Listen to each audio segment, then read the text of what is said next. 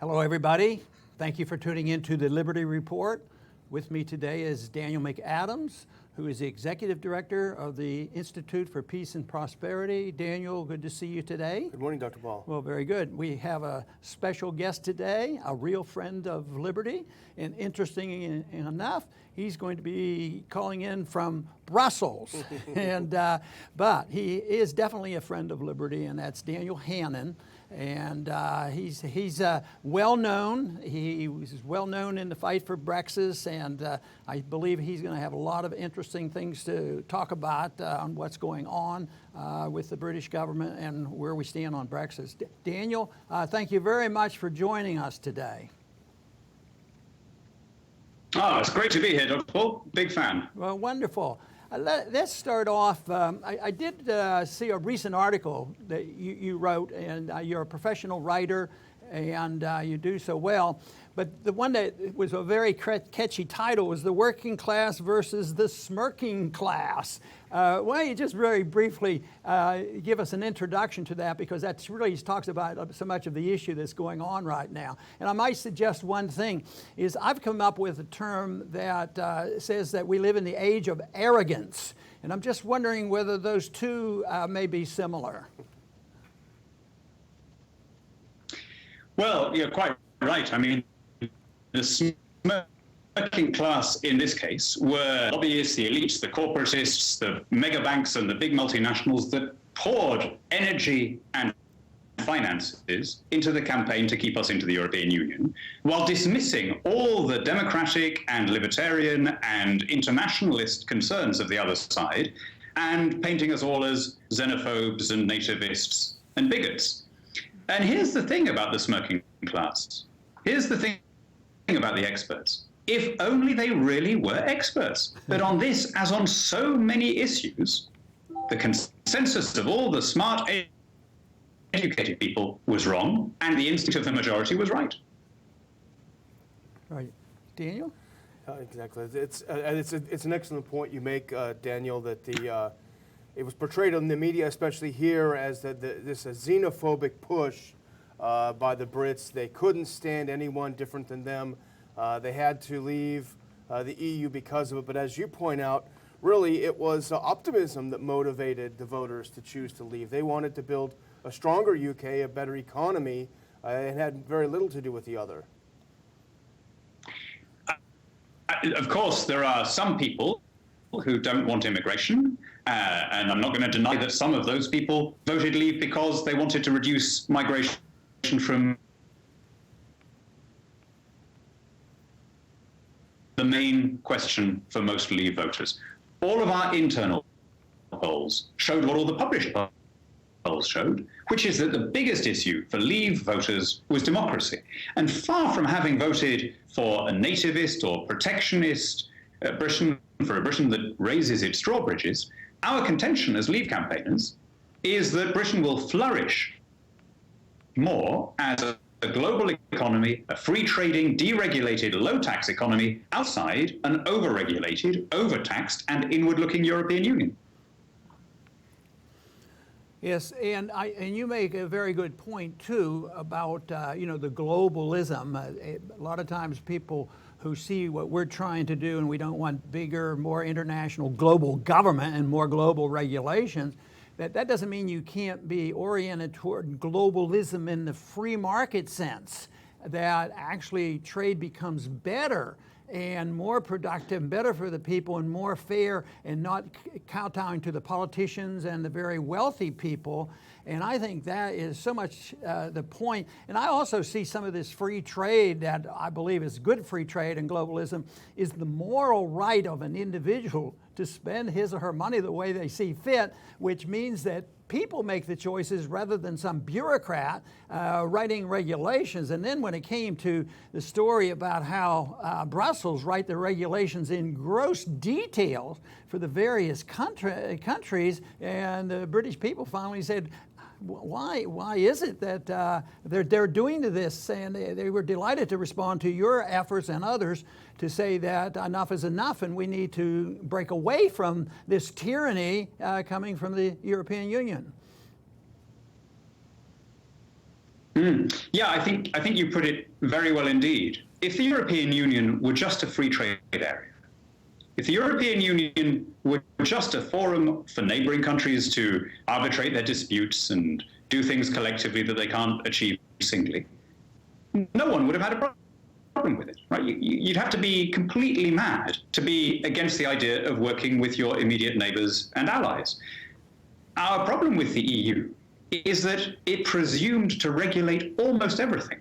There was virtually no field of public or private life that wasn't on some level touched by Brussels regulation. Britain is an internationalist country. We're an outward-looking people. We're connected by our language, by our legal system, by migration patterns to every continent. And outside the European Union, we will be a better place to do business. We'll be a more open economy. We'll be a more global economy. And I will make a bet with you now. Actually, I'm sure you wouldn't take this bet, but I'll make a prediction for liberty-minded viewers that there will be a genuine trade agreement between the UK and the US that doesn't work for the interests of big corporates, but that works for consumers on both sides of the Atlantic, long before there is any free trade deal between the US and the European Union. Daniel, if I may, this is something that is somewhat perplexing to us on this side. You have a major leadership change coming up on Wednesday, kind of a surprise move. It wasn't supposed to happen until October. Theresa May will take over as UK's second Prime Minister. We found it very interesting that it seems all of the lead campaigners for the Brexit vote have stepped aside. Nigel Farage, a different party, obviously, but also Andrea Leadsom, Boris Johnson, they've stepped aside, and a sort of a moderately pro-EU Prime Minister comes in. What does this mean? Why are the leaders of the movement stepping aside, and what does it mean that your new Prime Minister is not super enthusiastic about leaving? Well, them's the rules. It's not that they stepped aside, it's that they didn't have enough support from Conservative members of Parliament. Our system is not like yours. Our system is a parliamentary, not a presidential one. If you want to be Prime Minister, you have to be able to command a majority in the House of Commons. And the reality is that the House of Commons is mainly made up of people who wanted to stay in the European Union. However, Theresa May is a good Democrat. She's made very, very clear that she accepts the verdict of the referendum. Brexit is going to happen. And the only question for us now, in an amicable, orderly, and mutually beneficial way, right? I want Brexit to be done in a way that brings advantages to us, but that also brings advantages to our friends and allies in Europe. We have a continuing, permanent interest in their prosperity. The last thing we want to do is to leave the EU in a way that might, for example, trigger another crisis in the Eurozone. So we need to get this right in a manner that maximizes the advantages to both sides. And I think Theresa May will do that.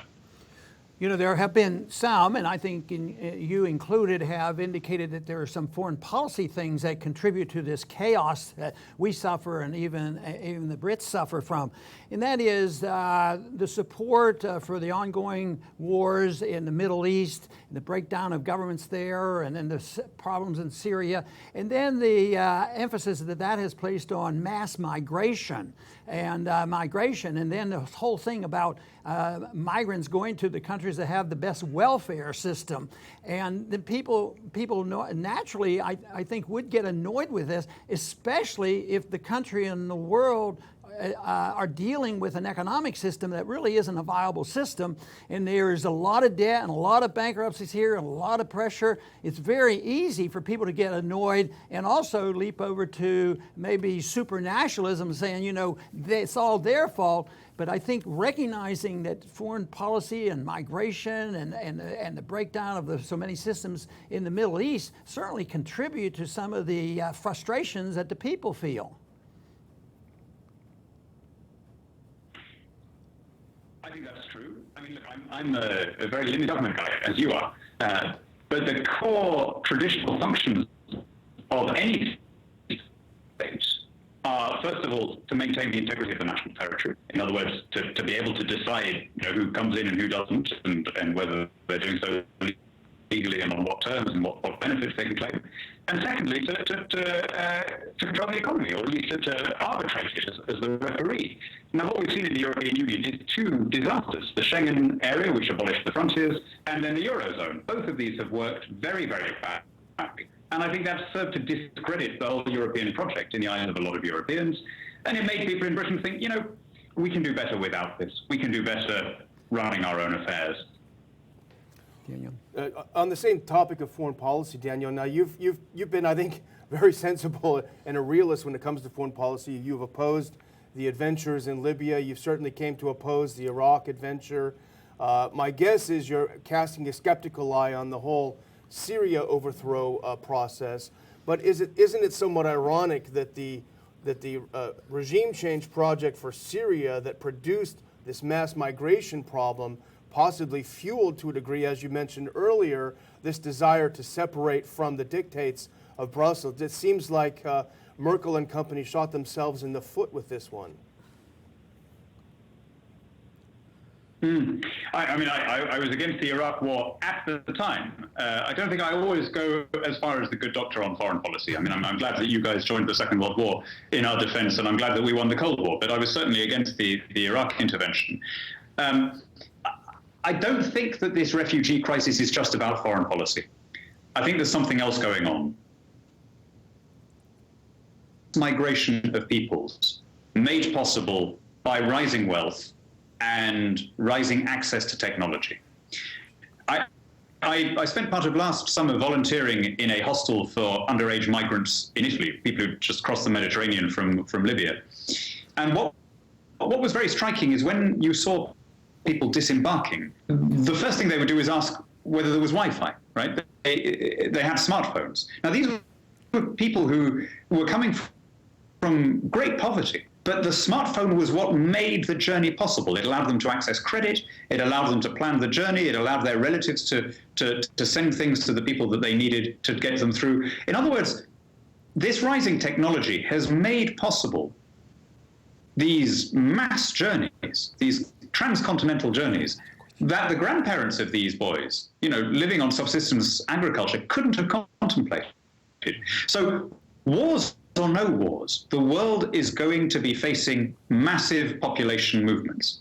And one of the issues that we need to determine is how we regulate those popular flows in a way that are fair. We live in an imperfect world. You're right about the people shopping for welfare. All sorts of libertarians would say, well, of course, in a perfect world, there'd be a different benefits model, and then we could have open borders. But that's not the world we live in. And until we do live in that world, or unless we live in that world, we're going to have to do something about determining who can come in and who can't. Oh, very good. Daniel, we have a couple minutes left, but we're going to have to cut it off because our communications aren't real good. I believe this is a great interview and a great discussion. I wish we could keep going on, and maybe we can get back together again. But I want to thank you very much for being with us today. Thank you. Appreciate that. And I want to acknowledge to our audience, I appreciate very much for you joining in as well. Please come back to the Liberty Report soon.